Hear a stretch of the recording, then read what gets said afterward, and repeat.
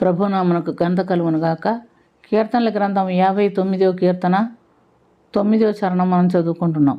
నా బలమా, నీ కొరకు నేను కనిపెట్టుకొనిచున్నాను, నా ఉన్నతమైన దుర్గము దేవుడే.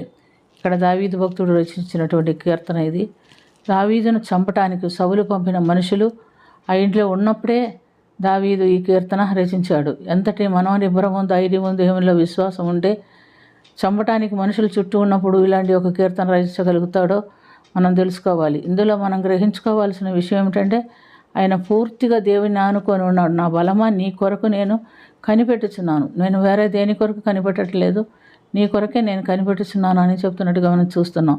అందుని బట్టి మనం గమనించినప్పుడు కీర్తనల 18 మొదటి 2 వాక్యాల్లో కూడా మనం గమనిస్తే, యెహోవా నా బలమా, నేను నిన్ను ప్రేమించుచున్నాను, యెహోవా నా శైలము, నా కోట, నన్ను రక్షించువాడు, నా కేడము, నా రక్షణ శృంగము, నా ఉన్నత దుర్గము, నా దేవుడు, నేను ఆశ్రయించుచున్న నా దుర్గం అని చెప్పుచున్నాడు. అతని నమ్మికను బట్టి శత్రువు ఆయన ఎద్దకు వచ్చినప్పటికీ శత్రువు చేతికి ఆయన్ని అప్పగించలేదు.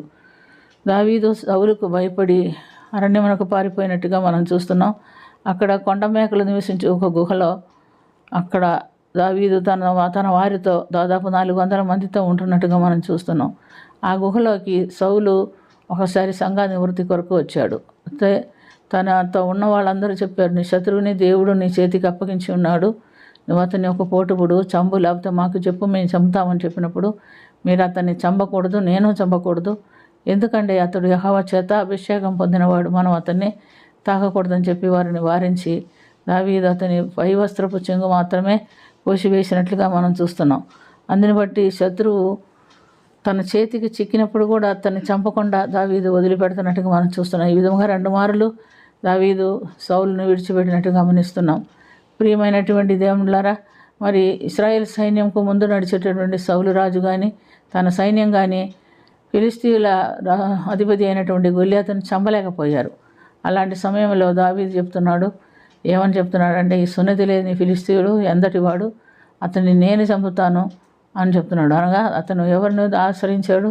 నా దేవుని బలమును బట్టి, సింహం యొక్క బలము నుండి, ఎలుగుబండి యొక్క బలము నుండి నన్ను రక్షించిన దేవుడు ఈ ఫిలిస్తీయుని చేతి నుంచి నన్ను తప్పించడా, నాకు విజయం ఇవ్వడా అని అడిగి మరి విశ్వాసంతో వెళుతున్నట్టుగా మనం చూస్తున్నాం. మరి మనం కూడా ఈ లోకంలో ఉంటున్నాము. ఈ లోకంలో ఉంటున్నప్పుడు మనం చేయవలసింది ఏమిటి? మనం ఎలా జీవించాలి? ప్రియమైనటువంటి దేవునులారా, దుష్టుని ఎదిరించుకున్నట్టుకు మనకిచ్చినటువంటి సర్వాంగ కవచమును మనం ధరించుకొని దుష్టుని అగ్నిబాణములన్నిటినీ ఆర్పివేటుకు శక్తిమంతులు అవ్వాలి అని దేవుడు హెచ్చరికిస్తున్నాడు. మరియు రక్షణ అను శిరస్త్రాణమును, దేవుని వాక్యమును, ఆత్మ ఖడ్గమును ధరించుకొనుడి. ఆత్మ వలన ప్రతి సమయమునందు ప్రతి విషయంలో ప్రార్థన విజ్ఞాపనలు చేయొచ్చు. ఆ విషయమందు సమస్తల పరిశుద్ధుల విషయమై సంపూర్ణమైన పట్టుదలతో విజ్ఞాపనలు చేయొచ్చు. మెలకుగా ఉండుడి. ఈ విధంగా వాక్యమును ఆత్మబలమును కలిగిన వారై దేవుని కృప కొరకు మనం కనిపెట్టుకొని జీవించే అపవాదిని ఎదిరించే వారంగా, జయించే వారంగా మనం కూడా ఉండాలని దేవుడు కోరుకుంటున్నాడు. అట్టి ధన్యకరమైనటువంటి ఆత్మీయ జీవితం కొరకు ప్రార్థన చేసుకుందాం.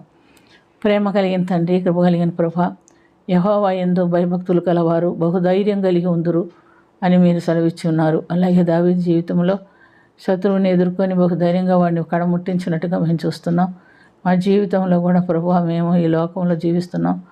అపవాదిని ఎదిరించుకున్నట్టుకు మాకు కూడా సర్వాంగ కవచం దయచేసి అపవాదిని ఎదిరించి జయం పొంది నేను కనపరచుటకు మాకున్న సమయం దయచేయమని ప్రార్థన ఆలకించినందుకు స్తుతి స్తోత్రం చెల్లించుకొంచు యేసుక్రీస్తు పుణ్య నామమున అది మిక్కిలి వినయంతో అడిగి వేడుకొంచున్నాము తండ్రి. ఆమేన్.